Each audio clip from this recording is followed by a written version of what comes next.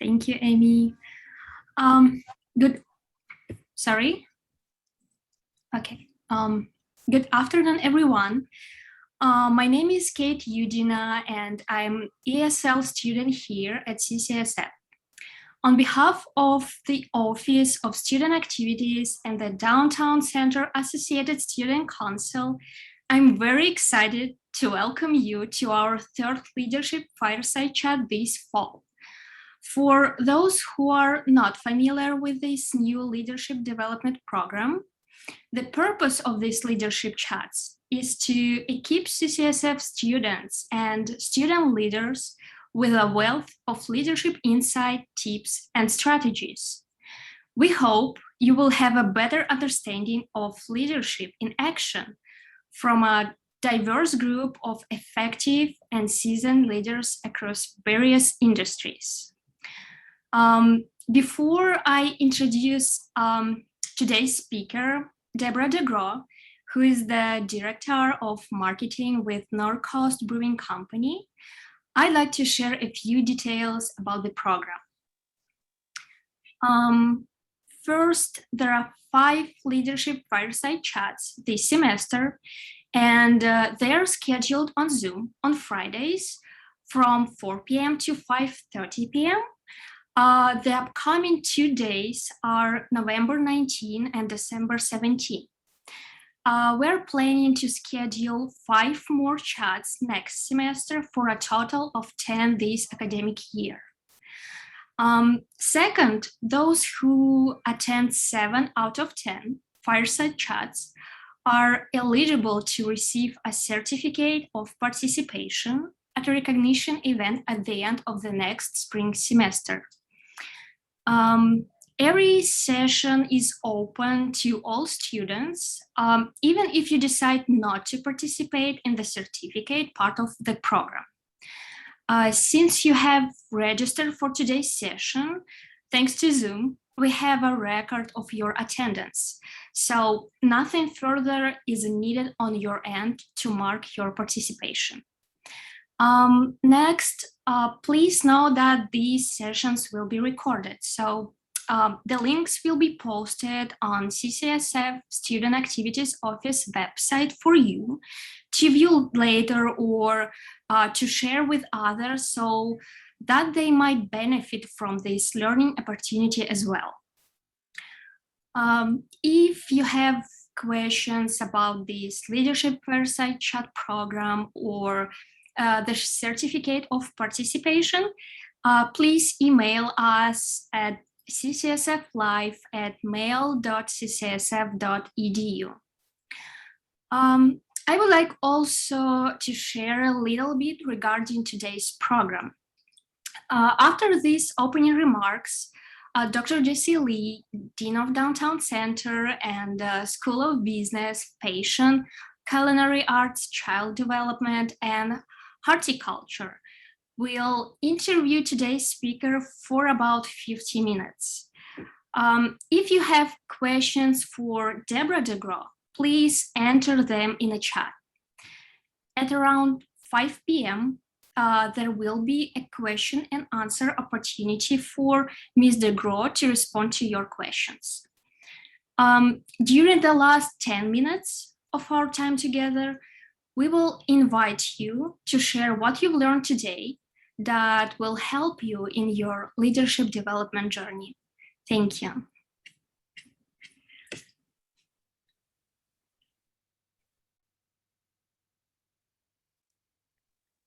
Hello, everyone. Welcome and thank you for joining us today. My name is Emily Nguyen. I'm an ESL student here at CCSF, and I'm delighted to introduce today's speaker, Debra De Graw.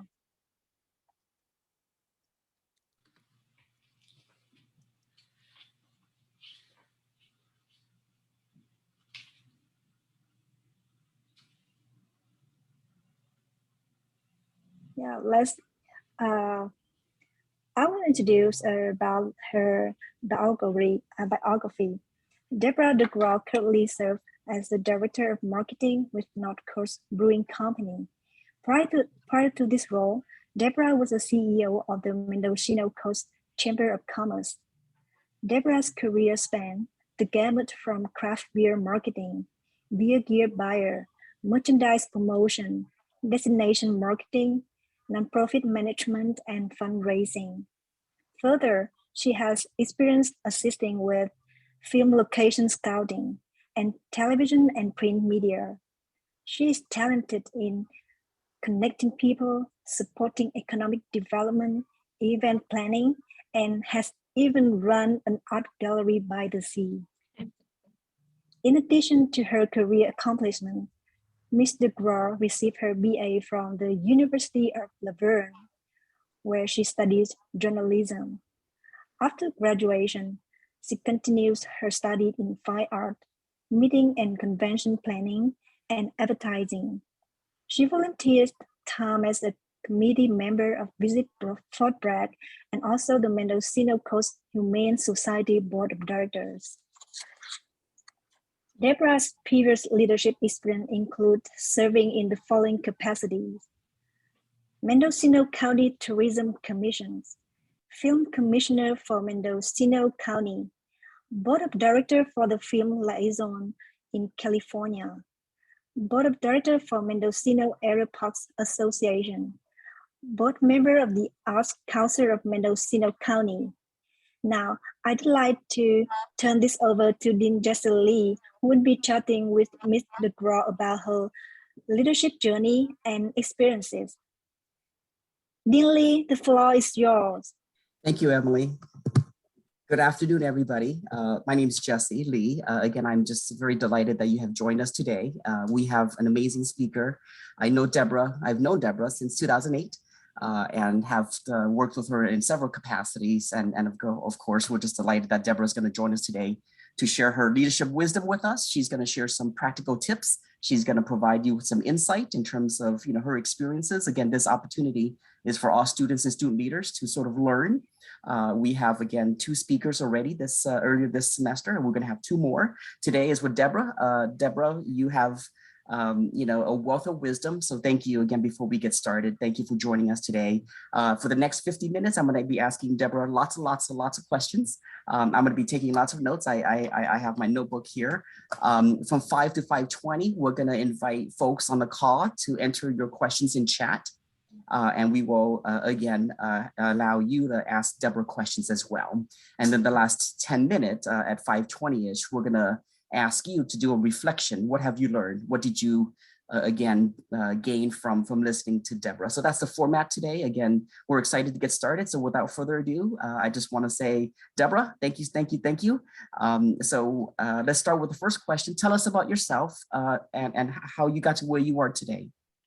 Thank you for inviting me. I'm happy to be here. Well, my career started, I will say, in college. I got involved with student government and cheerleading, and we had to market events. So when I look back on the journey, there was always marketing in the thread. So after I was in my senior year, I got an internship at KBC Television in Hollywood in their creative services department, where I learned how to write ads for TV Guide to promote the magazine shows that were happening.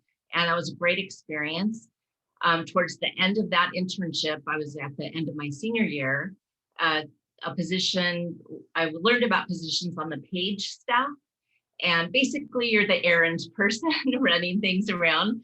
But I helped with seating people in the audience for live shows as a page for ABC.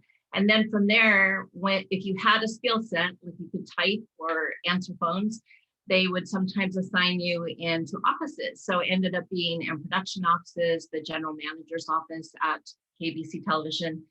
And then there were also fun events like the Academy Awards. So we'd have our little uniforms. You've seen pages on television, I'm sure. And we would escort different talent to backstage. And there were just a whole bunch of different opportunities to be in a fun industry, but it was also stressful because you have to make sure that you got them to their cue on time. So it was a really great experience. I did that for 3 years.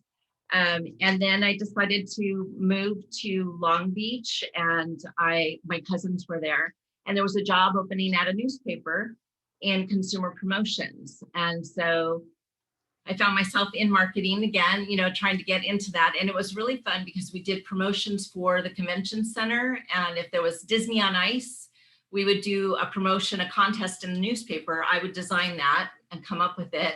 And the graphic designers would help me, make it look good. And then we would pick winners for the contest to go see Disney on Ice. So we had a great partnership. There was a lot of networking between the convention center and the newspaper that I worked for there. And then I was there about 3 years. And then I met my then husband. We ended up moving to his hometown in Walnut Creek. So we lived in LA for about a year, and then we moved up, and he decided to go to chiropractic school. So I was helping in his father's practice. And while I was doing that part-time, I did temp work. And I have to say, if you can do temp work, you can sometimes land in places that there are openings and they get to know you. And so that's what happened. I worked in different companies, and one was a surgical manufacturer that had a marketing department. And so they liked me. I liked the company. I ended up in the position of marketing, and it was marketing and meetings, but we did trade shows. So neuro and orthopedic surgeons would come to the trade show. I was in charge of making sure our booth was there, the technicians were there. And then we would market our product, which was for minimally invasive spine surgery. So see, you can be in marketing in so many fields. And then from there, I went for a weekend to Mendocino to take an art class because that was always my passion. And sculpture, a friend of mine said, let's go. And we took a class, and I fell in love with the town of Mendocino. And I told my husband, we have to go for a weekend. So we did. And he loved it too. And we started planning our way to get there. He was graduating. He had just graduated chiropractic school. And I had actually worked at the chiropractic school for a little bit, helping with fundraising. And then we made our way up. I opened an art gallery, and then he was starting his practice. And I was volunteering with the Chamber of Commerce as I guess it would be a representative of the art community in Mendocino. And that's how I got to know the chamber.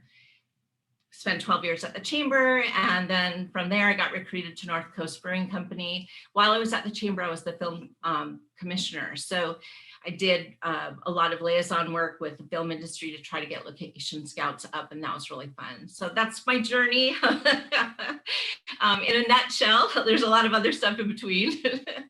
Well, Deborah, I'm always fascinated with your journey because you've done a lot of things, a variety of things, and part of our time together is for you to share what you've learned from those experiences. So let's start off with your current job. So you are currently the director of marketing for North Coast Brewing Company.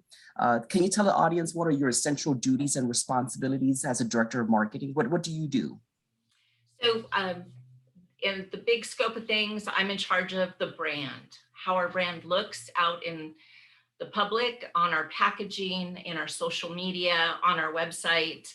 And we have there's so many things that we want to improve because there's kind of a rule that you should change your website every 3 years. And so we're at that point where we need to do that. It takes a lot of planning. So little by little, we look at pages and decide, okay, we need to upgrade this or make this image better. So anything to do with how our beer and the company and our logo looks to the consumer, that's where I am involved. And it even covers donations because we donate beer to nonprofits so they can have events.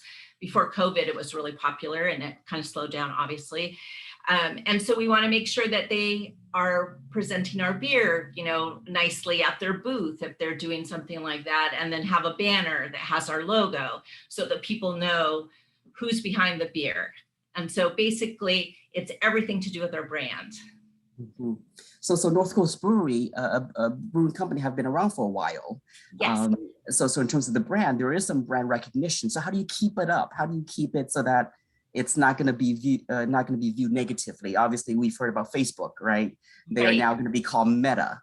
So tell us more about brand and the importance of branding, especially in terms of one's sense of oneself when it comes to your own personal brand. Yeah. So North Coast has been in business for over 33 years. And there are three main owners, and then we have stockholders, but the founder and main owner, he and his wife live in Fort Bragg. And biology and the ocean. He cares deeply about these things. And we became a B Corp, which is a benefits corporation. It's a worldwide movement. For those of you who don't know, you can look it up. But basically, it's doing good. It's taking care of your employees. It's taking care of the environment. And it's caring about the planet. And so with that B Corp designation, we have to go every 2 years and prove that we can keep that status. With that, we have been branding our company, with the good things that we do, our B Corp values. And that seems to resonate as people are finding out more about climate change, and where you spend your dollars matters. And so when we tell the story, our sales reps are out there telling the story. They want to know more about that. B Corp, what does that mean? And it's important to their consumers. So that's one area that we are embracing and coming up with more ideas, and how we keep our employees engaged so that they'll be proud to be working for a company that's a B Corp and go out and tell other people, so that you can decide when you're buying that beer. Maybe there's 2 Pilsners, ours, our Scrimshaw, and theirs, and they'll say, hey, but this one gives money to marine mammal research, and they help fund music education. So that's part of what we do to try to keep it fresh and people engaged. Yeah, no, that's great. And it's great for you to share that, because again, as the director of marketing, branding is a big component. So in terms of your everyday, typical day, what is it like when you wake up in the morning, when you go to work, what is it like to sort of do what you do? So every morning I have a plan, which is part of the week-long action list that I create at the end of the week for the next week. And it's very rare that I get through that plan, because you have to be nimble. Things change. Somebody might say something on social media negatively. And so all of the things I was planning to do, now I'm focused on our messaging and how we handle that. So any PR crises we have to look at, I'm involved with that. But typically I get in, I check Slack, I check my email, return calls, return emails, spend a little time on that. And then I get into I have to edit the social media. So I have a marketing strategist, and he creates our social media content. So that comes to me, and through Slack, I'm usually saying, don't like the color, change the bottle, so a lot of that happens back and forth throughout the day. And then things on our website, I might notice, hey, we really need to update something like this, and I'll talk to him about that. And we might have to get the IT person involved. And then I have meetings, like most folks, and the production of our beer, things come up, and maybe we thought, because I also oversee our little brew shop that's across the street where they sell our sweatshirts and our beer. And something might come up that we were doing a promotion for a certain beer of the month, and we don't have enough because it's been sold out of the air, which is good, right? But then we have to change. So I might have to stop what I'm doing to talk to the manager of the store, and we come up with a different plan. And then we change the promotion, because all of our social media and things that we've been putting out there, radio spots, they are in need of changing too. So it's a little bit of being nimble and being able to pivot if something comes up, and then trying to plan, because I like to plan ahead for the things that we're going to cover. We talk to our sales reps out there, because they're doing promotions with the distributors that are buying the beer to sell to the retailer or to the pubs. And if there's a beer they're really trying to promote, we want to make sure that we're speaking the same language on things that we're doing. That's amazing. It sounds like it's an endless day. It's fun. I bet, and then you're definitely an extrovert to sort of take it on. So Deborah, I just learned that you now have a new CEO. So Can you tell us more about what it's like to sort of work for a CEO for several years, and now you have a new person in charge? What's it like when you talk about pivoting? What has it been like to now have a new CEO who may have different ideas? Sure. Well, the CEO just left us here a couple of years and started right before COVID. So we all had to pivot and change the way we were doing business, and we just didn't. It was the unknown, right? We had to close the pub. It was only takeout. ABC said we could have alcohol outside if we put tables outside. So it seems like every week something was changing, and then us doing that messaging. So I was constantly in the CEO's office. We were working on it, but we also had a leadership team, and a part of that leadership team was our CFO. And the CFO is an integral part of any organization. And when you want to do something, they can say, actually, right now it's not a good time for finances, or let's plan for doing it here. It's really important that they're part of it. We have an amazing CFO who is now our interim CEO, and her name is Jennifer Owen, and she's fabulous. And I actually helped get her recruited from the city of Fort Bragg years ago. And she was controller, moved to CFO, and now she's our CEO. We're on the same page. She's a CPA, she has a marketing degree. So she really understands about branding and our image and the things that we need to do. And I'm so excited to be able to work with her. She's just taking on that role, and she's also CFO. So, you know, as we move to the future, we're going to be able to work closer together, and we'll be moving her office over to the brewery where I am. So we're in different buildings here. So I guess it's not so new because I've worked with her through COVID and a little bit before as our CFO and controller. So I feel lucky because we are usually on the same page about things and the importance of what we do and being a B Corp and how we treat our employees. So I'm excited to work with her. Well, Deborah, let's talk about employees. So there are lots of employees, right? Because it's the, hospitality, food, beverage industry. So how do you sort of bring new employees on board? How do you orient them to the culture, to understand the culture of your company? Sure. So we have our pub, which we have a lot of employees there, and they're, promoting our beer and the food. And then we have our brewery where the guys are bottling the beer and kegging it, and the brewmasters are trying out new beers. And then we've got the shop, and I directly oversee the shop, and then my marketing strategist. And then we've got an HR department and a great team here in this building. And one of the main things that people are excited about, what we talk about, is being a B Corp and what that does to our culture here and why it's important to have benefits, to be paid a decent wage, to be treated well, to have holidays, and to be respected for the work you do, no matter what it is in our company. Every job is important. And we really start out when we're offering the jobs, getting them to understand the B Corp values, because that really says it all. And our mission is making the world a better place, one pint at a time. And that says B Corp right there. And we had that before we became a B Corp, but we really have embraced it. And that's part of the marketing. I'm trying to make sure that gets on everything that we do moving forward. But wow. I don't know if that quite answers, but it is wrapped up in our B Corp values and getting them to understand what that is, so that they'll see we appreciate them and we want them to appreciate what we're doing as B Corp. Absolutely. No, though, thank you. And certainly, you've been doing a lot. So certainly the next thing I want to know is how are you able to be resilient? How are you able to persist? And how are you able to keep up with this workload and this pace? So how do you sort of keep up with all the demands and pressure?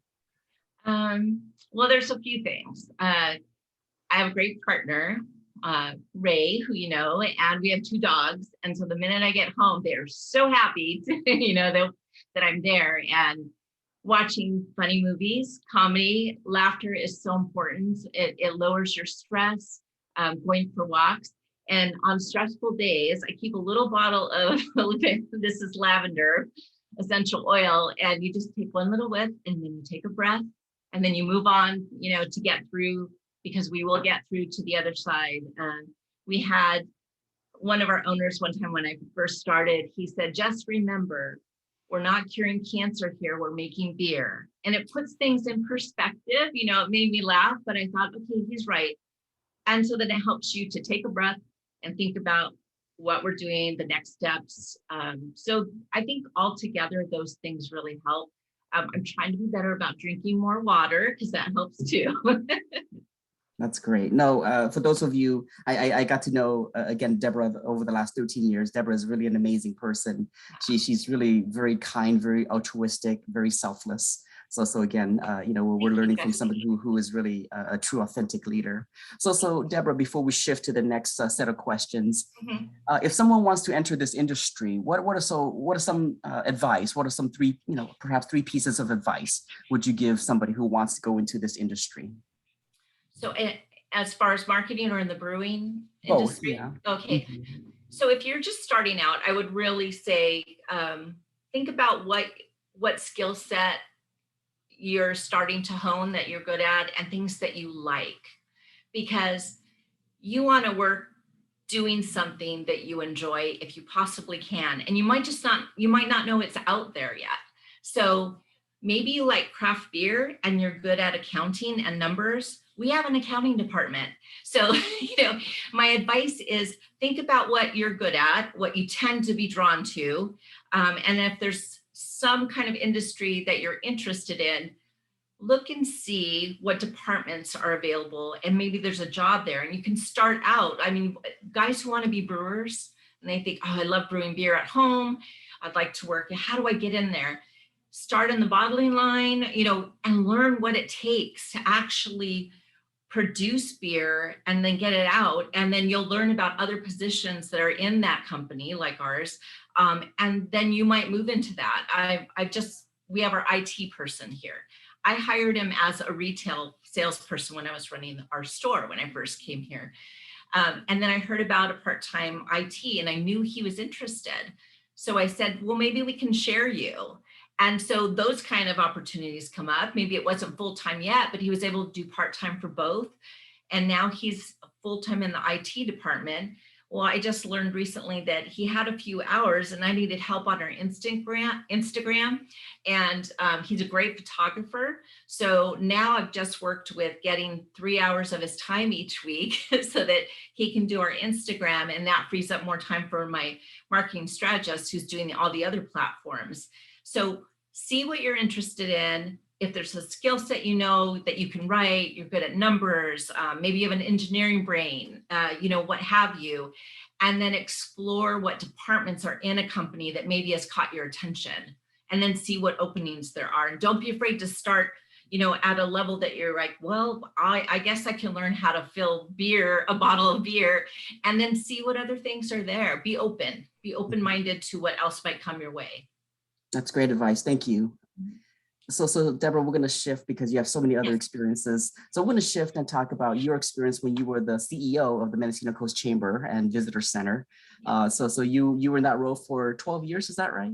Yeah, just over 12. So tell us about your time as a CEO and what did you do as a CEO? I think for folks on the call, CEO is just another title, but what did you do? And if you could expand on sort of the accomplishments as the CEO of the chamber. Okay. Yeah. And the position started out as executive director, and I had not done that before, but they had executive director training, and the board was willing to send me. So I did a 3-year program, and every year I'd go to the conference because I love to learn new things. And I wanted to stay relevant and keep up with what was going on in the business world and the chamber world and how executives were dealing with challenges in their communities. So the main thing for me is I cared about the organization because I had helped volunteer when I had my gallery. But then the other thing, as a nonprofit, but a business league, they're trying to help small businesses with their dreams. And it's so rewarding when you can help promote a small business person and things start to go really well for them. And being there, when the economy is not good, you feel it too. That we had some rough times there when the real estate bubble burst, and we got through it. And that's what you realize, there's this cycle. And navigating through that and the politics, which you helped me with when you were on our board, those are all a part of the learning, but also the process. We did fundraising. We promoted events, for other organizations as well. So as the chamber, you're helping promote nonprofits, your members. You've got a membership base, and then you raise money through your advertising or other programs you have to keep the office going and keep it staffed. We had a visitor center. So being in a destination location where we are, you've got the peak season and then the shoulder season. And the peak season is, after Memorial Day through Labor Day. and town explodes and there's more people, more traffic. Sometimes locals that don't really appreciate all the traffic, but they understand it's good for the economy of a community. And that's what really the chamber's all about, is trying to support the community through the economy, helping make it a healthy place, networking with government officials. So, you know, if there was a problem with the zoning, I could go talk to the city manager and then we could get together and have a meeting and brainstorm, what can we do to fix this? So it's a varied tool set that you have in your kit, working with folks and networking and trying to find solutions really for day-to-day and long-term economic growth for a community. So I really enjoyed it. Part of what we did too, as you mentioned, the film commission was part of my duties, and it was actually for the whole county, and we didn't get any funding for it. So when we did fundraisers, it was to help pay for going down to Hollywood during the California Film Commission's conference so that you could meet location managers. People don't realize it's not the producer, it's the location manager bringing a vision that the director has and finding a spot that fits what he sees that movie or television show or an ad, you know, for shoes or something. They have a vision in their head and that location manager finds it. So getting to know the location managers, keeping in touch with them, trying to get them up to our area, that was key. And then they would see pictures at the trade shows when I'd go and say, oh, I'm looking for a big rock next to a tree or something like that, or the ocean and vineyards and so forth. And so the last big thing that I did, which was for us here, was helping to bring a movie called Need for Speed, which they did part of it in San Francisco too. Aaron Paul was in that, but I worked really hard. We had to deal with the Coastal Commission and you know, Caltrans, because they wanted to close down highways, and it was almost unheard of. And I would cross my fingers, say a prayer, light a candle, like every night when we were having these meetings and hoping that it would happen, and it did. And it brought over $7 million to our county. A lot of small businesses benefited. The fairgrounds on Highway 128 in Boonville, they were so close to having to shut their doors. Need for Speed, I knew about the location. They needed that middle place to put all the cars that were going to be racing and used like make a mechanic shop. And that saved them for that year. And then things got better for them. So that is so rewarding when you can make that happen. But anyhow, that was part of what I did. And it's all about helping the economy.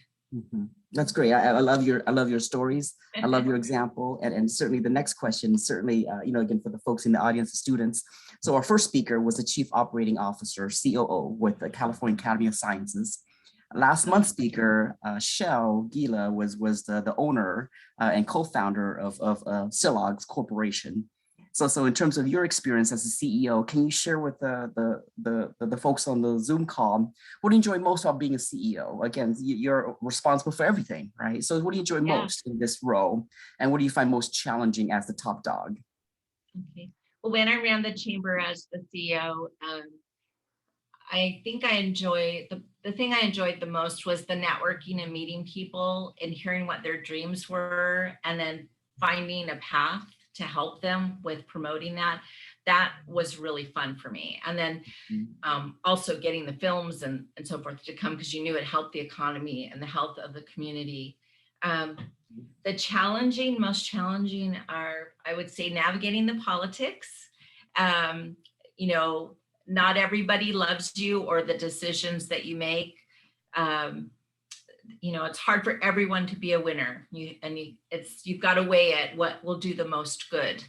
But there's usually somebody that's not going to be happy about bringing a film to town, or they didn't stay at my hotel, they stayed at another hotel, the crew. And so dealing with navigating the politics, and sometimes you see that there's some unethical folks and things that they want to do because their agenda is just to help themselves. That's hard for me because I'm trying to look at the greater good. That's just how my personality is. And so those were, I think, my most challenging moments, was navigating when I knew these people were unethical and not being popular because you want people to like you and see that you're doing this for the good of, the majority, but it's not always the case. So I think that was the hardest for me. Well, I just want to share with the folks.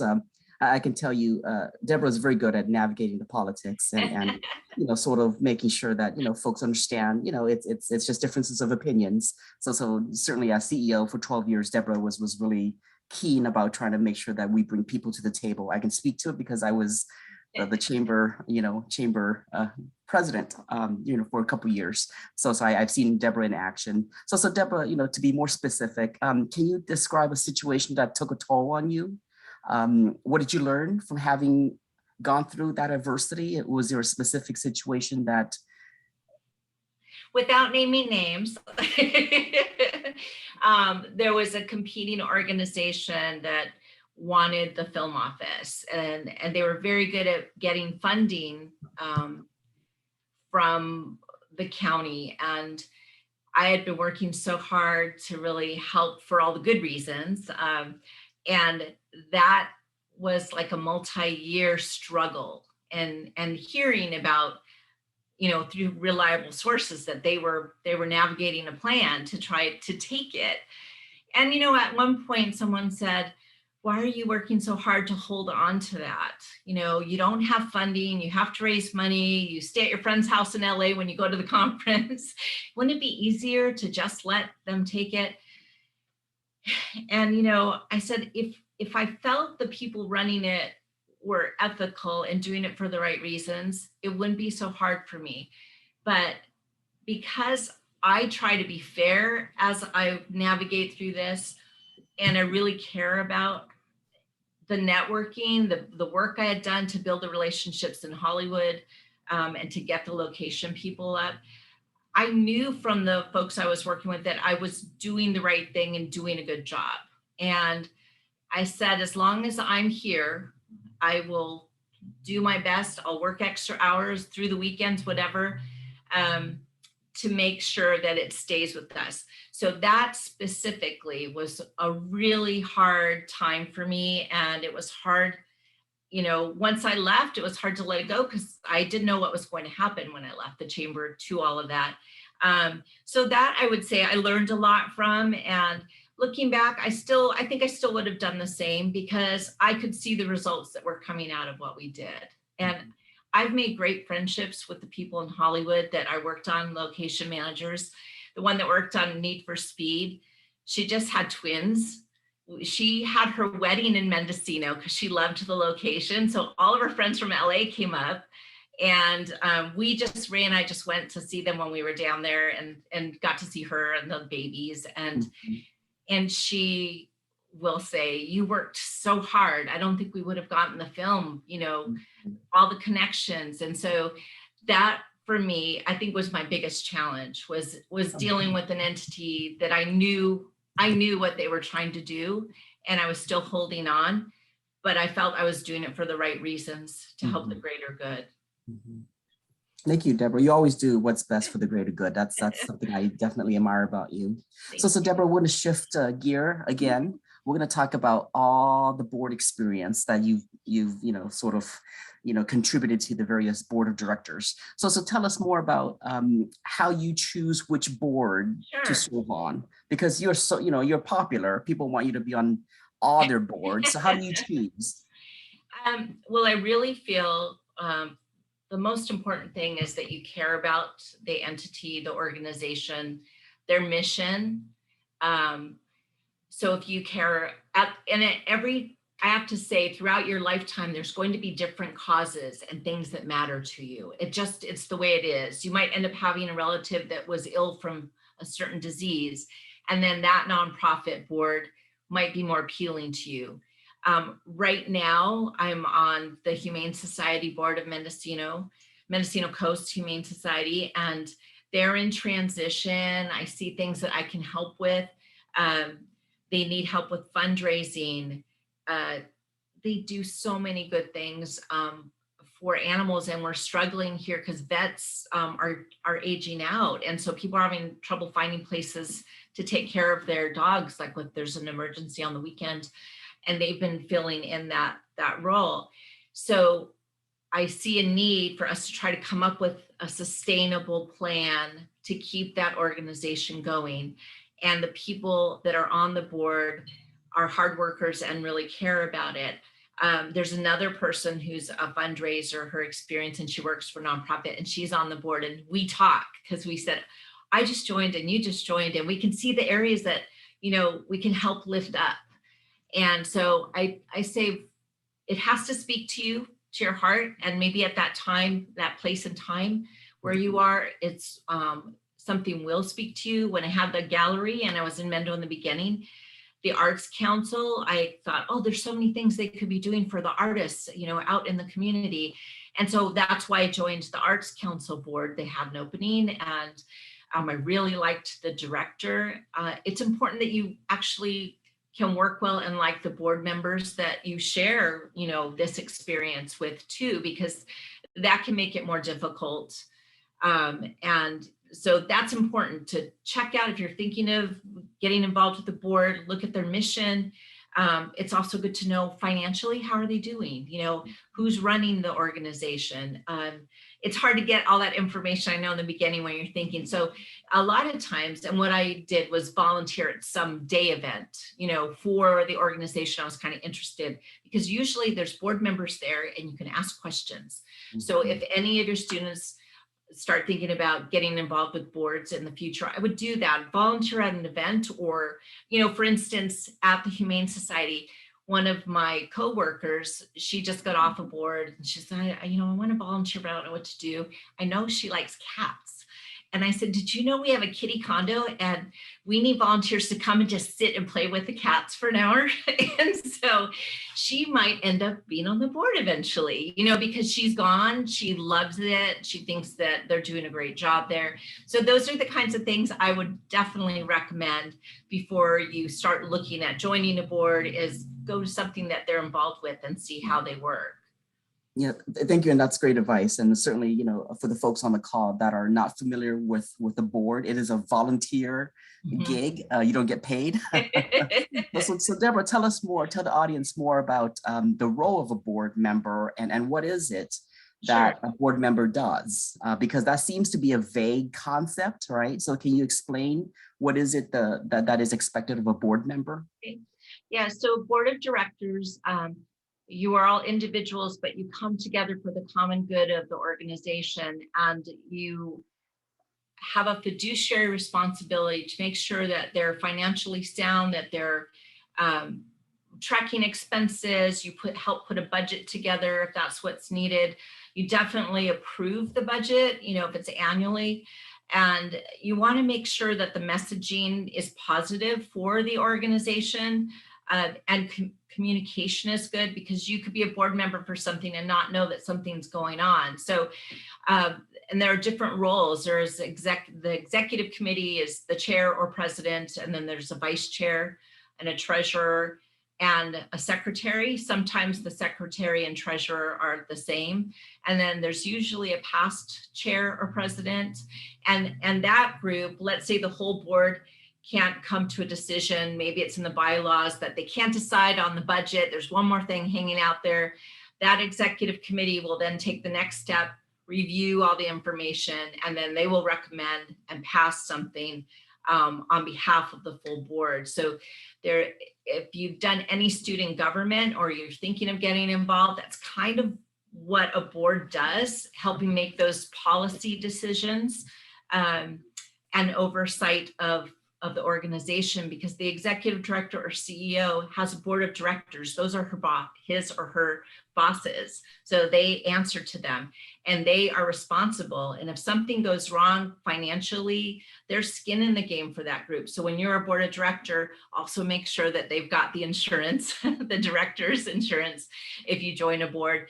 But it's really important. The other thing about a board of directors is they usually are connected in a community, and they may know people that have that same passion and they might want to donate to the organization. So it's a networking of resources that board members have that can bring a lot to the organization. Mhm. Does that help a little Yeah. bit? I think that's very helpful, and thank you for providing, again, a general scope of responsibility. So Deborah, you've supervised lots of folks. You've seen lots of different leaders.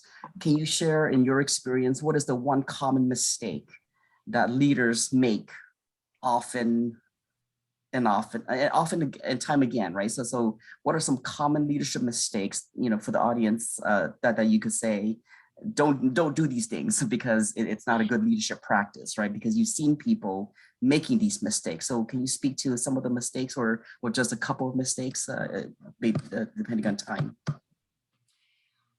I think sometimes, and maybe not on purpose, leaders they're really busy and they might be impatient and move forward on something that really needs some more thought, and maybe even needs legal advice before moving forward. So I would definitely say being patient and bringing more people in on the decision.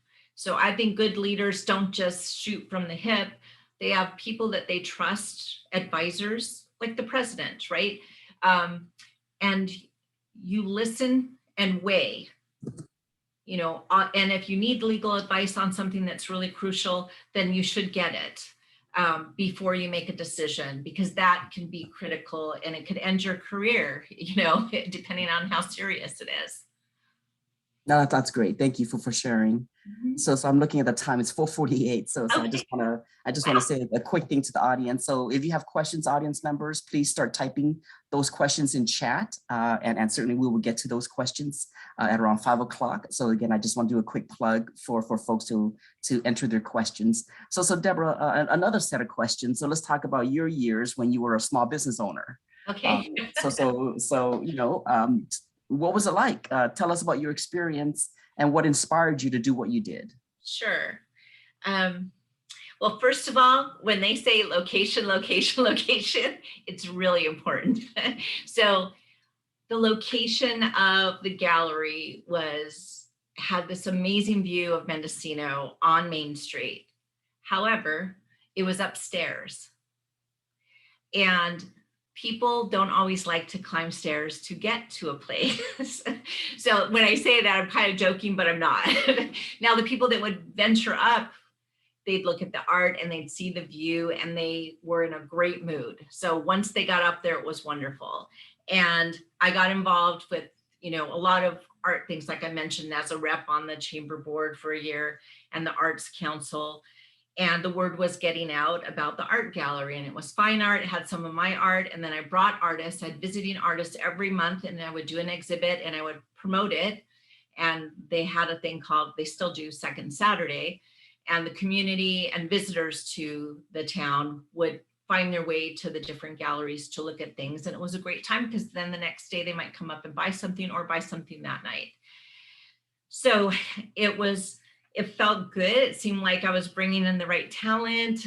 I would change everything up, make it fresh. I was getting compliments from artists and gallery owners that they loved my displays.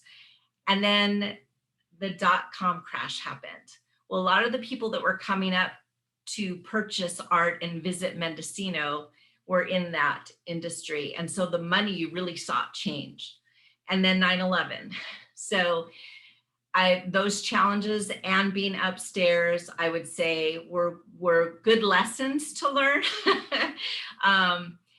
And with the gallery, the other thing that I really liked was helping to educate the artists, because they didn't all have a business sense. And so when you have a gallery, it's usually a 50-50 split. And some of them didn't understand why I was getting 50%. So I would have to educate them that we pay the rent. You don't pay any rent when you bring your art here to put it on the wall.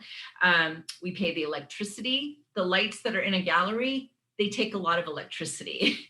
The merchant services for the credit card company, it goes on and on. The exhibit receptions, with the beverages and food we would pay for. So helping them to understand that it's a business. Yes, it's art. We want to show your work. We want you to be successful, but it comes with the cost. Now, if there are also co-ops, well, you become a partner in that. So you're a business partner in a co-op, but you don't pay as much and you get more for your art, but you've got one little section. So you just have to decide what it is that you want. And so I was helping, I felt, artists to learn maybe how to be a little bit more savvy and understand why it is that you don't get 100% of your sale when you hang it in the businesses, you know, on their wall or that thing. But it was interesting and fun, and I made good friends, you know, from that.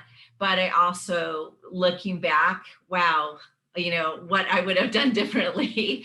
And unfortunately, when things like that happen with an economy, art is kind of the first thing that people would stop. It's not a need to have. It's good for our soul. As an artist, it pains me to say that, you know, but the business sense, you know, it's just the reality of it. So, you know, I don't know if that helps as a business person, but it did open the door for me with the chamber, and then that led to that position. So I don't regret it, you know. So Deborah, you know, again, fascinating, and I love hearing your stories. So any word of advice for somebody who again want to sort of start their own business? What is the one thing you tell them you must do or must not do? So I know you share a few already, but is there something that is just so critical? Definitely start with a business plan. And there are organizations that you can get help, you know, for very little. If you're someone who's going to go to a bank and get a loan for opening your business, you're going to have a business plan.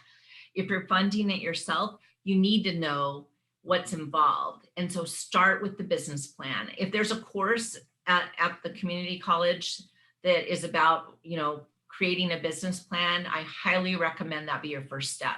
And you might learn some things like, wow, it doesn't make sense to open a store that's going to sell roller skates. I don't know. But maybe in this community where I want to open up a bakery, there isn't one, and people drive to get their baked goods from somewhere else. Maybe it would be a success in that location. So definitely the business plan. That's what I did not have in the beginning. But like you said, things worked out just fine. They did. Again, for the folks who don't know, for the folks who don't know, Deborah's a true role model, a true inspiration. So again, thank you, Thanks, you know, for sharing your stories. So we're going to wrap up with maybe 2 or 3 more questions, Deborah, if you don't mind. So in general, you again have been, you know, an authentic leader, a relational leader, who has had a tremendous impact on you as a leader. How did you sort of cultivate your leadership skills?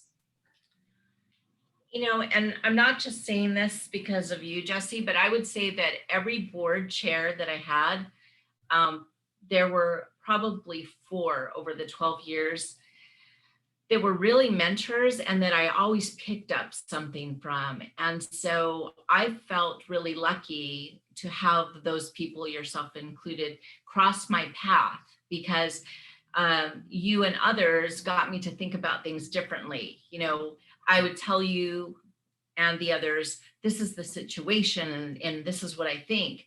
And I would be given the other side of the story that I couldn't see, right? And it would make me pause and think about it. So I would have to say that there were probably 4 board chairs in my time at the chamber that were really inspirational and really helped me grow in that role. So thank you, Jesse. Oh, no, you made my job easier as the board chair. So Deborah, in terms of, you know, going back to North Coast Brewing Company, the branding, you've done a lot, you've seen a lot. What do you want to be remembered for? What is Deborah's legacy? So tell us about the next years of your life. What do you want to do that sort of says, you know, this is how I want to leave this world a better place? The one thing that I'm really proud about, and I'm excited to see it grow, is that through this hard time during COVID and inequalities that became very apparent in the media, people were taking a closer look at their industries, and the craft brewing industry is very white and male. And this came up, and there were brewers that wanted to do a special beer to raise money for Black Lives Matter. And it was COVID, so we wouldn't have anyone coming into the bar to even try it. And so the leadership team, we got together and we were saying, what can we do? And as a B Corp, we want to do something. And so, I said to the CEO then, and the one that is here now, she was CFO, I said, what if we started an endowment for diversity and partner with UC Davis, because they have a craft brewing industry, program to help the industry. And they're very well respected in that area, as obviously other things too. The viticulture is really big there too, but craft brewing is something that they're doing amazing things with. And there was silence in the room. And I said, I just think if we looked at an endowment, and they said, that's a great idea. How do we do that? And I said, I'll get on the phone with UC Davis. So I found out who the person was in the continuing education department, and they have a master brewers program. She said, Deborah, we were just talking about what can we do? So the timing was perfect. We created this 5-year endowment. We're in our 2nd year. Each year we send a check for $10,000 to UC Davis for the program. Our goal is to get to $50,000, so that a $16,000 scholarship for one seat in that program for someone, a BIPOC person, would be able to apply for that and go through that program. So we are so excited because we just partnered with them on their launch of a crowdfunding for the scholarship, because it's going to take us 5 years to get to that, and they wanted to do it in this next year. And so we helped promote it. They created it, and I sent a message out for our employees, anyone interested in donating to this. Once they hit the 16,000, anything over it would go into our endowment. The other thing that I love about this is that they were all in agreement when I said I'd like us to name it the Mark E. Rudrick Endowment Scholarship. And he's our founder. He's the one who created Red Seal and Scrimshaw. And he, a couple years ago, had a stroke. And it's actually 3 now. He's doing fine. He and his wife still live here, and he's still part of us, but it affected his speech. And that's why he stepped down as CEO of the company. So Mark has a very special place in our hearts. And he was getting a little emotional. He was very honored that we did this. So I think if I do nothing else, this was a really good thing.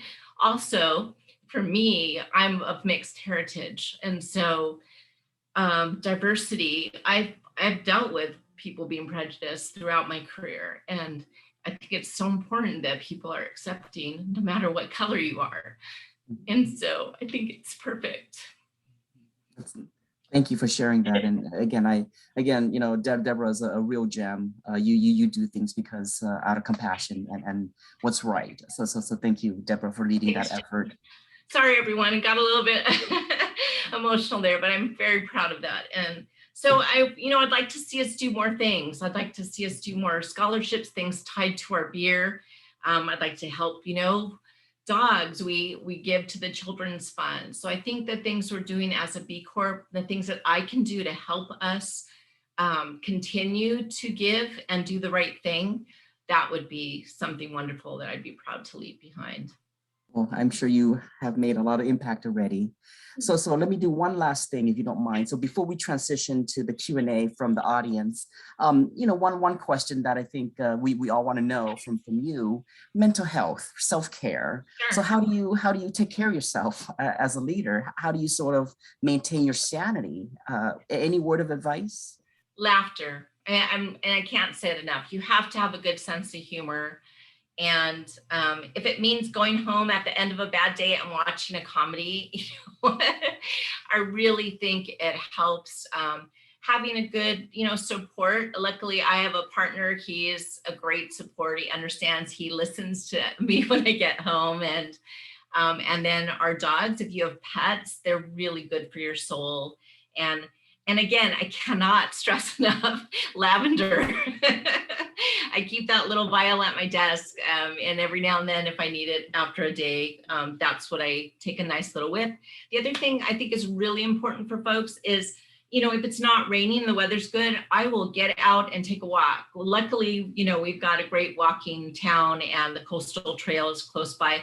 Just breathe, bringing air in, and then remembering, those words come back to me for our situation is, we're not curing cancer here, we're making beer. And that always makes me smile. And so I really feel laughter, smiling, breathing, going for a walk, and drinking water. So, And beer. Yeah, beer. Delicious beer. Well, Debra, thank you so much. It's great to hear more of your stories. And again, I just learned so much from you every time we talk, every time I hear more about what you've done. I'm just so impressed. And again, keep up the good fight. Thank you. Thank you. So at this portion, I'm going to turn over to the other Debra Radiak.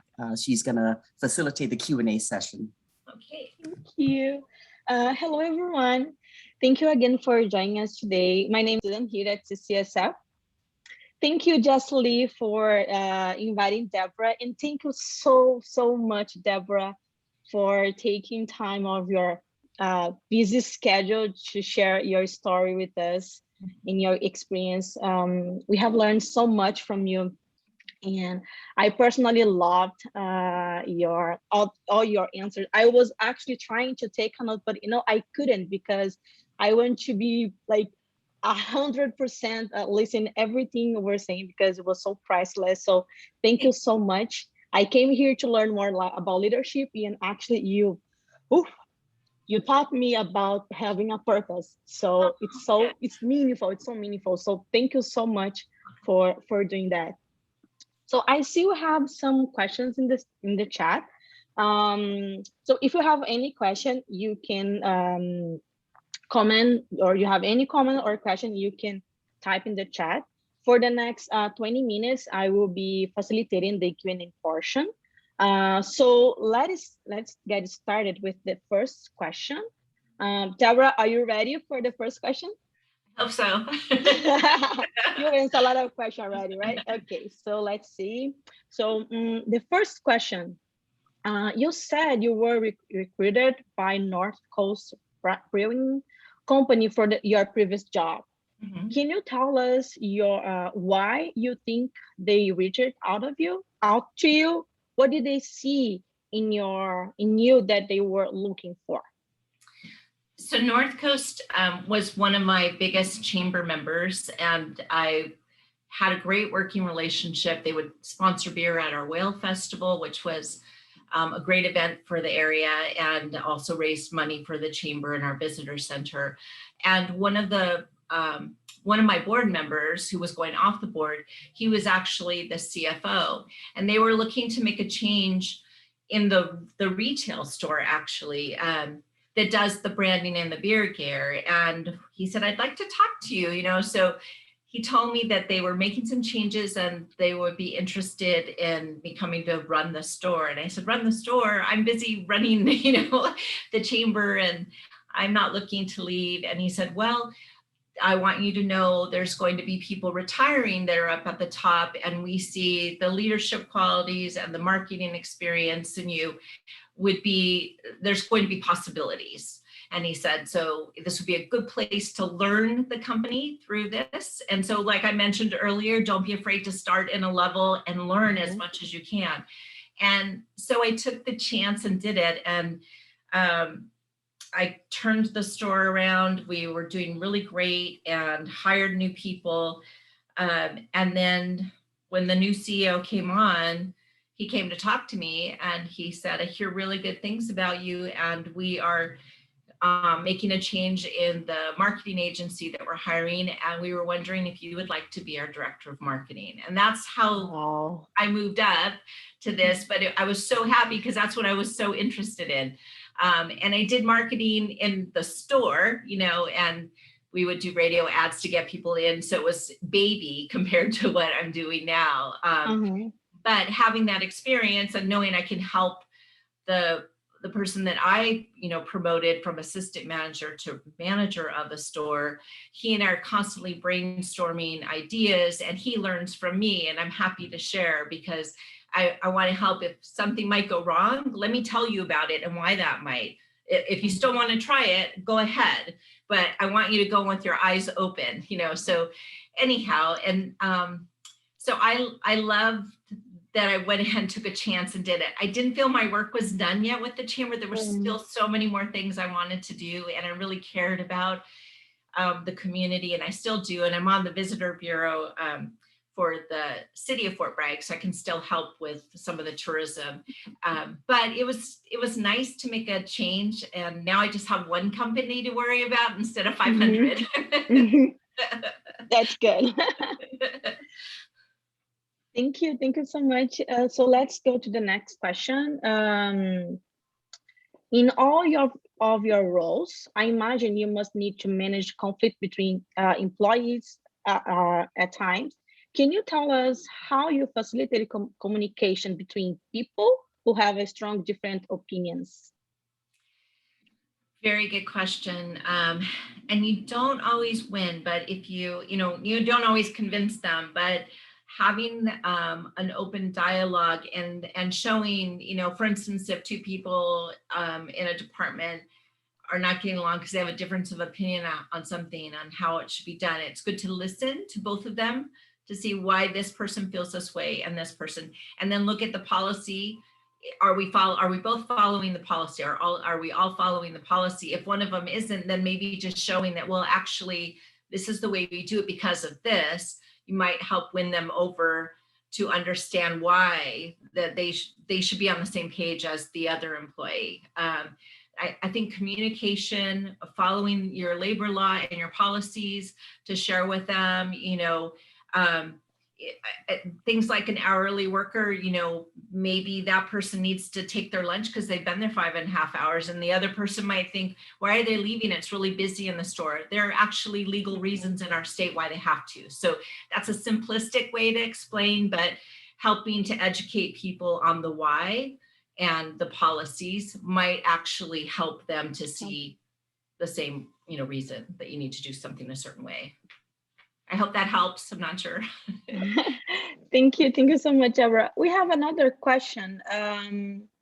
How do you address mental health through the ups and downs of experience as a leader?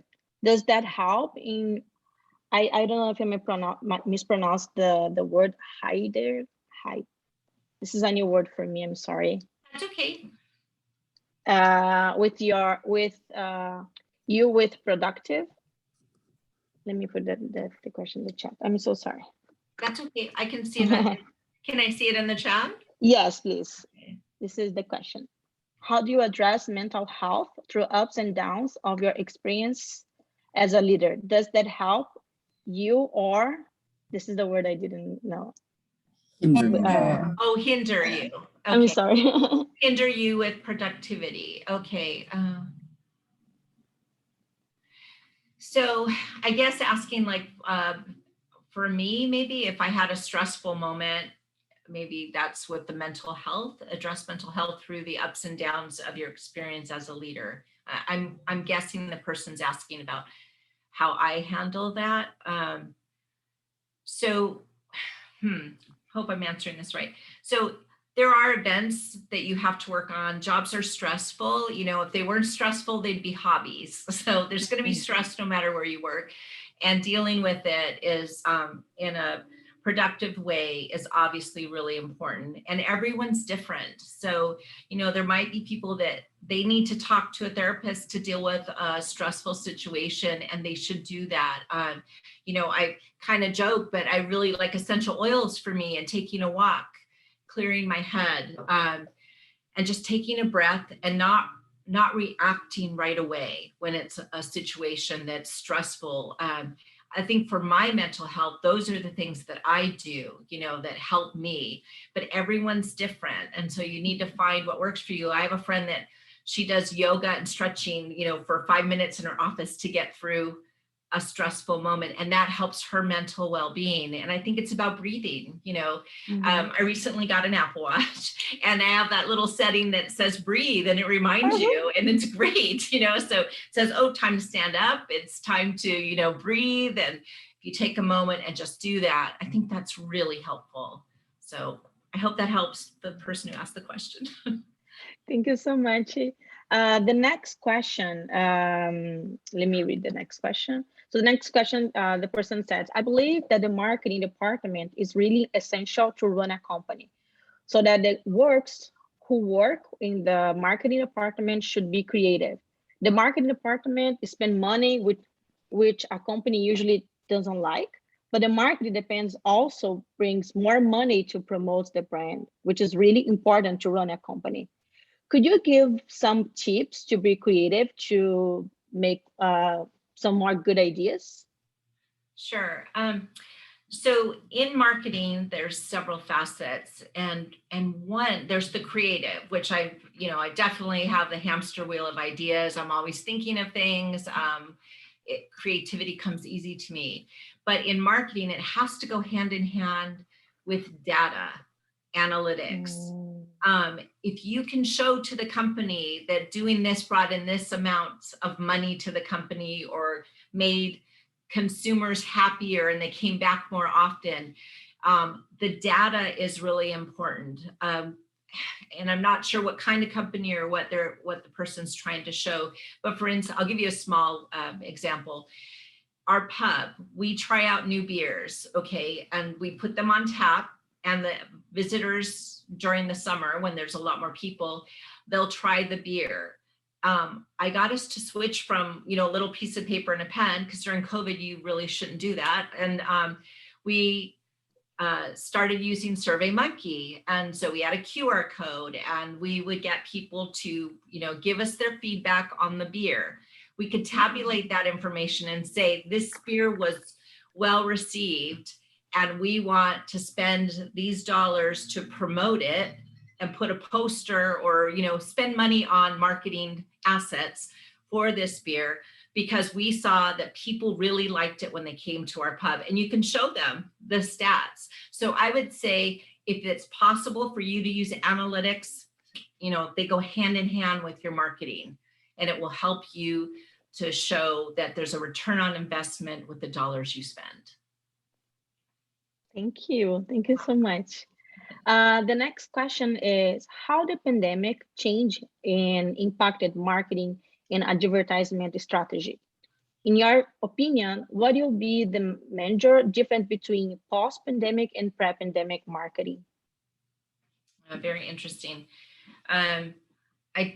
Everybody really had to tighten up because we didn't know what was happening next. And at one point, like I mentioned in the beginning, we had to shut down the pub completely, and it could only be takeout. So suddenly your staff, we had very little staff. So then it wouldn't make sense to spend a lot of money on promoting the pub because people couldn't come there. So we had to pivot and go, okay, let's promote for takeout, and let's see how other people who've been doing takeout, because it wasn't a big business for our pub, but there are others that's the main business. So you start looking at examples. So we did things like that, changed the way we were marketing the pub. And then what we started promoting, and I'm just giving specifics to our kind of business, I can't speak for everyone, but our brewery shop where you can buy beer, people were afraid to go into the grocery store because there was the unknown about touching the carts and being in, social distance. We started promoting and putting dollars in promoting the fact that you could call ahead, pull up to the curb, and our person would bring a case or a 6-pack out to your car, and we would take your credit card, over the phone, or we could do it right then. So we changed how, before we weren't taking beer out to people's cars. We didn't deliver to your car, it was up to you. So we had to make some changes that way too, but we promoted that. And the sales actually did very well. during that time for packaged beer. So even though our draft went down, our packaged beer did well because people were buying in the stores. And then here we gave a special service at our brew shop to bring it right out to your car. So you didn't have to go in, you didn't have to, be around strangers. So it's a simplistic way to show how we dealt with it. And we had to pivot our company, we had to look at expenses. And so we were very focused on being smart with how we did spend our marketing dollars, switching from a big agency and bringing it in-house and having certain people that were doing something different, like for music, they were promoting music and we couldn't have music anymore. We found out what other skills they had. And that person's he's my marketing strategist. So he's doing the social media instead of an agency. So we spent less, but it was more grassroots and actually brought us more results. So it's being nimble and being willing to change things and just step back and look and say, okay, how can we do this differently and give it a try? Oh, thank you. And related to social media, we have a question about that. How do you stay up to data on social media platforms and also make sure your team is continually learning new platforms? Sure. So we invest in, we use Sprout Social as our social media management system, and we can see the analytics. We look at it every week when we have our monthly marketing meeting. We present the data, whether it's gone down, and then we try to look at what's causing that. We are a tourist destination. Tourism's gone down this time of year, which is normal. So you have to know that when you share the data to say, we're expecting it to be lower this time of year because we don't have the visitors in town. And we know that more people are looking on their mobile device when they look at our website and the pub because they're trying to see the menu because they're in town. So when there's less people looking at that, it totally makes sense because we have less people in town. So I don't know if that's exactly answering, but that's the management system we use, and we watch the data through Sprout Social. We also have an SEO consultant that we work with, and he watches Google Analytics for us. So we can see when someone's gone from their mobile phone into our website and then spent money on our shopping cart. And so we have that data to say, hey, interesting. We have this many people going through and they bought a shirt or they ordered beer in California. So that's really helpful. So I would say those two tools, if nothing else, try to find, that to put in your toolkit. Well, I know on social media, we have some analytics where we can see how many people or like we can see if it's a man or we can see all this, but I didn't know you couldn't see like the for the Google Analytics, that's you need someone who can watch the SEO and check the Google That's so Analytics, interesting. and they can see that. Wow, that's so interesting. So everyone, we still have 1 more minute for 1 more question. So if you have any question and you would like to ask Debra, you can type in the chat and I can read for you. It looks like there's a hand. I don't know. Yeah. If they're writing too, I'm not sure. Can I just speak out of it? Yes, please go ahead. Okay. I want to know, how do you separate your personal life and working life? Don't bring your working stress to the people that you care and the people who care you, and don't bring it to, to home or to other places, That's a good question, and it's a difficult one, I will tell you. Because I live and breathe and love what I do, I do tend to take things home, but I have an agreement with my partner that the minute I walk in, he gives me like 15 minutes to just share, and he doesn't say anything. He doesn't try to fix it. And then we have a beer or a glass of wine, we play with the dogs, we make dinner, and that's the end. So if you can be, if you have someone who's willing to do that with you, and then it helps you because you get out your day to someone you trust. As long as they know you're not wanting them to fix it, you're just getting it out and poof, okay, now let's move on, you know, and you could be outside in your yard and do, you know, if you don't have someone there, talk to your tree for 15 minutes and then be done with it. I had a friend that she would do that with her cat because she lived alone with her cat. And so she said, yeah, I go home and I tell Fluffy what happened in the day. And she said, and then I'm done. She said she feels better. So thank you so much, Deborah, for answer all the questions for the audience. So so now let's move on with Yun Yun. Thank you. Thank you, Deborah, for facilitating the Q&A portion of our event. And thank you again, Ms. De Graw, for answering some more questions from the audience. We really appreciate you sharing helpful tips, lesson learned, and sage advice. I personally love hearing about your experience, especially your marketing duty, which I haven't known before, and the story that connect the product and environment in order to promote the brand. For those of you coming from class or joining late, my name is Yang Yin Zhang, and I am an ESL student here at CCSF. Now, I'm going to facilitate the last portion of our time together, which is to invite you to share what inspired you today or what you have learned from Deborah. If you like to share, please raise your virtual hand in Zoom and I will call on you.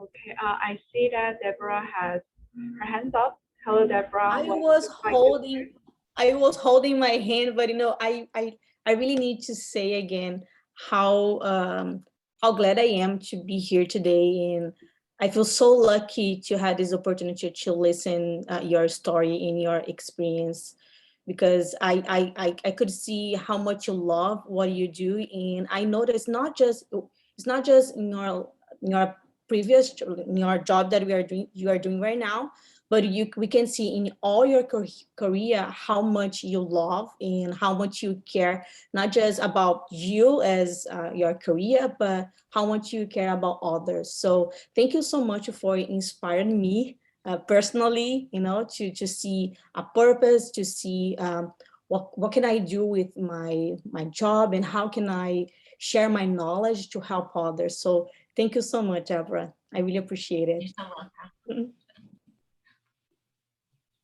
Thank you for sharing your takeaway, Deborah. I see that Alice has her hands up. What would you like to share, Alice?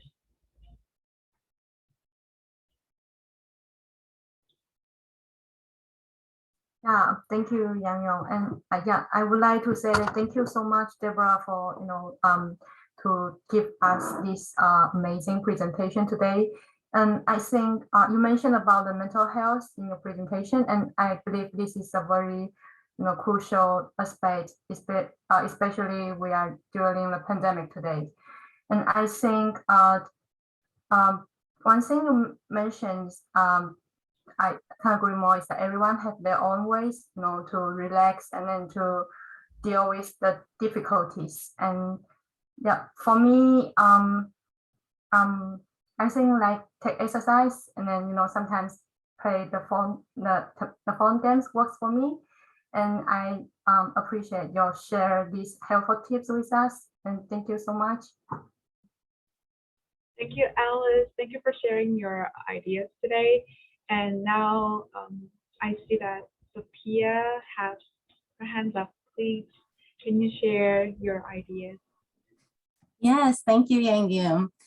Deborah, thank you so much for joining us today. It was really wonderful to hear what you have to say. And I think if there was anything that resonated the most with me was seeing that your path and your leadership experience is varied. You've been able to go down paths that have been of interest to you and that have really utilized your skills the best way that they can. And so I just wanted to maybe also, take a moment for us to kind of think about skills-based education and skills-based career paths, because it can open up to so much more. So I think it's important to recognize your skills and to honor your skills, so that you do have all the tools in your toolbox, like Deborah has. Thank you so much for sharing your takeaway. Thank you.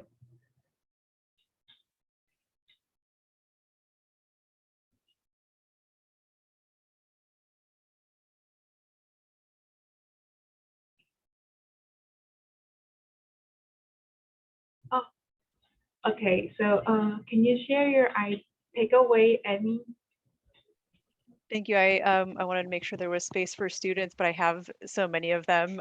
I really appreciate it. And I know that you come and talk to students, and as an employee of City College, I really benefit from being a part of this and appreciate you sharing. And I think the takeaway for me, yeah, I love the diversity of experience that you have. And I imagine, like, when you go into being a, small business owner and then looking, 5, 10, 15 years down the road, you probably wouldn't imagine yourself in that role. But, being open to those possibilities of going where your path takes you and following your passion. I love that. And for me, something I think I want to work on in my own life is that 15-minute rule, because it's easy to get kind of sucked into like work today, and it does carry you. And I like that you make space for it, but that it doesn't take over, and that you kind of have that agreement, your partner's okay with it, and you get to do your venting, and then you hang out with your dogs, which is also how I like to spend my evening. So thank you for sharing that. Thank you so much for sharing your takeaway. And we have 1 more minute for 1 more comment. Oh, okay. So I can see that Luana has her hands up. Thank you so much. Thank you so much, Deborah, again, for coming out and, speaking. I think the big takeaway from today is your humility.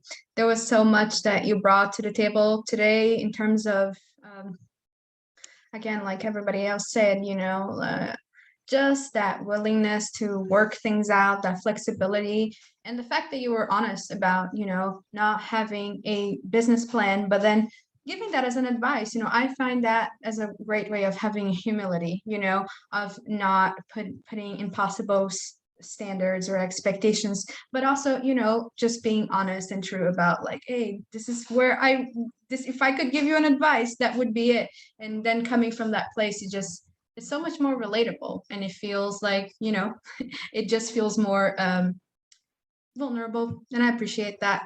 Thank you. Thank you so much for sharing your takeaway.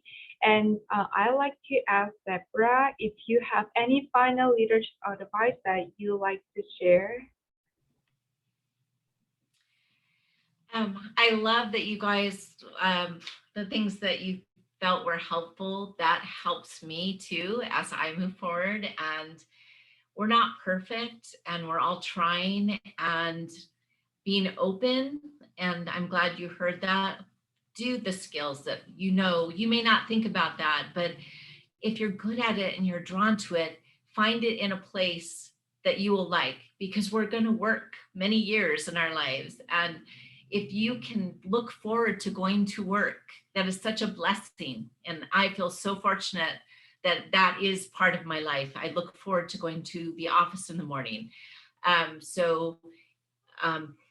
guess that's my main thing, and finding time, yes, at the end of the day to box it up, get it out, and then enjoy your evening, so that you don't make your family miserable, or friends, whoever you're going to see, and then find what works for you. If laughter, if comedy, things like that, like I mentioned, try to have that balance. I know I need to exercise more, and I know when I walk at lunchtime, I feel better. So make sure that you find time for yourself, because you have to have self-care as well as you move forward.